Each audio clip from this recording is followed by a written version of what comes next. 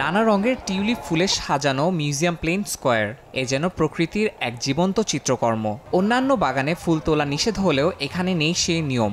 নিজেদের পছন্দ মতো ফুল তুলে নিতে পারছেন দর্শনার্থীরা, যা শহর জুড়ে ছড়িয়ে দিয়েছে আনন্দ আর উচ্ছ্বাস। অ্যামস্টারডামের ৭৫০ বছর পূর্তি উপলক্ষে এবারে টিউলিপ দিবসে ছিল বিশেষ আয়োজন। ডাচ টিউলিপ চাষিরা প্রায় ২ লাখ টিউলিপ দিয়ে সাজিয়েছেন এই বাগান।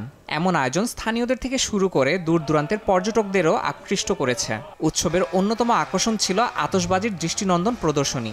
I think it's really lovely day, although it's really cold, but I just love it. Like when I entered the field, I was just giggling like a child because it's so beautiful, and I just love the colors of these tulips. Like it's my first time that I've ever seen tulips or a tulip field, so I just really happy. Tulip উৎপাদনে শীর্ষস্থানীয় Netherlands তাদের এই আয়োজনের জন্য বিশ্বব্যাপী পরিচিত।